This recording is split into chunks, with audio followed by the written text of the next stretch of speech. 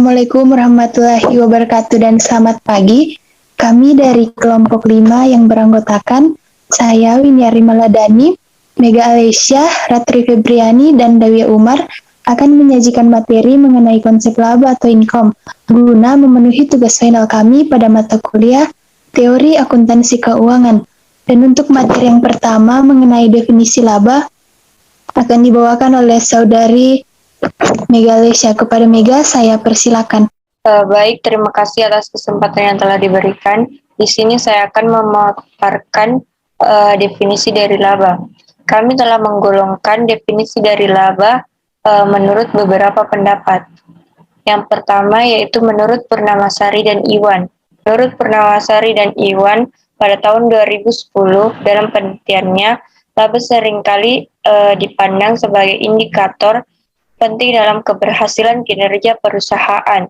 Mereka berpendapat bahwa laba merupakan sebuah kata yang memiliki banyak makna, tidak hanya berpusat pada laba materi semata, namun juga laba sosial, di mana laba sosial ini merupakan bentuk laba yang dapat kita temukan dalam sebuah organisasi. Bisa berbeda-beda makna bagi setiap organisasinya. Dan dalam penelitiannya, mereka mengatakan bahwa makna laba bagi sebuah yayasan, terutama yayasan pendidikan, semakin dibutuhkan pada saat ini. Kedua, ada menurut Prasetyo. Menurut Prasetyo dalam penelitiannya, pedagang kaki lima dengan keterbatasan ilmu akuntansi pasti memiliki persepsi yang berbeda dalam menentukan laba. Bagi pedagang kaki lima, yang terpenting dalam kegiatan usahanya itu ialah jumlah produk yang telah mereka jual. Dikurangi biaya yang dikeluarkan untuk membeli bahan baku produk mereka. Konsep laba menurut ke-9 pedagang kaki lima yang dijadikan sebagai informan pada dasarnya hampir sama, yaitu mereka menghitung jumlah produk yang telah mereka jual sebagai dasar untuk mempertimbangkan laba yang didapat. Laba tersebut digunakan untuk memenuhi kebutuhan dan sisanya digunakan untuk modal lagi. Dan yang terakhir ada menurut Commit on Terminology, yaitu Sofyan Syarif H. pada tahun 2004. Ia mendefinisikan bahwa laba itu sebagai jumlah yang berasal dari pengurangan harga pokok produksi, biaya lain, dan kerugian dari penghasilan atau penghasilan operasi. Jadi bisa dikatakan bahwa laba adalah penghasilan bersih atau imbalan dari aktivitas perusahaan, mulai dari proses produksi hingga pemasaran yang sudah dikurangi dengan biaya kegiatan operasi perusahaan. Demikian pemaparan materi dari saya kembalikan kepada moderator. Untuk materi selanjutnya mengenai perbedaan laba ekonomi dan laba akuntansi akan dibawakan oleh saudari Dawia Umar. Kepada Dawia, saya persilakan. Sebelumnya, Assalamualaikum warahmatullahi wabarakatuh. Di sini saya akan menjelaskan tentang laba ekonomi, di mana laba dari sisi ekonomi murni didefinisikan sebagai peningkatan kekayaan seseorang investor dari hasil penanaman modalnya serta dikurangi seluruh biaya yang berhubungan dengan penanaman modal tersebut. Laba ekonomi mengukur perubahan nilai pemegang saham karena laba ekonomi berguna jika tujuan analisis adalah menentukan tingkat analisis pengembalian pada pemegang saham yang tepat untuk periode berjalan menggunakan harga pasar. Dengan kata lain, laba ekonomi merupakan indikator dasar kinerja perusahaan mengukur dampak keuangan seluruh kejadian pada suatu periode secara komprehensif. Menurut Hendriksen, laba ekonomi adalah perbedaan antara total pendapatan moneter dan biaya total. Biaya total mencakup biaya eksplisit dan implisit. Laba ekonomi didapat dari total pendapatan dikurangi oleh biaya peluang. Laba ekonomi menjadi salah satu faktor penting untuk memutuskan apakah perusahaan bisa masuk ke pasar tertentu bahkan keluar dari market tersebut. Yang kedua, laba akuntansi. Laba akuntansi adalah perbedaan antara realisasi penghasilan yang berasal dari transaksi perusahaan pada periode tertentu dikurangi dengan biaya yang dikeluarkan untuk mendapatkan penghasilan.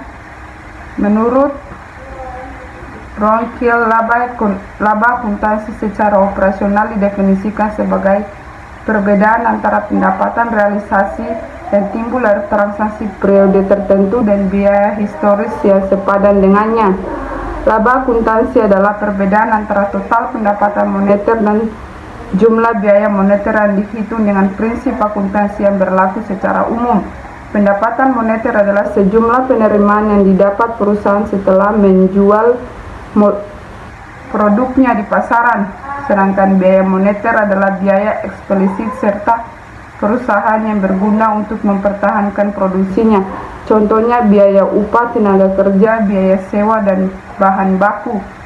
Di dalam laba akuntansi terdapat beberapa konflik pokok seperti laba kotor, laba usaha, laba sebelum pajak, dan laba sesudah pajak. Untuk materi selanjutnya mengenai pengukuran laba akan saya paparkan. Pengukuran laba merupakan penentuan jumlah rupiah laba yang dicatat dan disajikan dalam laporan keuangan, di mana secara konseptual ada 3 pendekatan yang dapat digunakan untuk mengukur laba.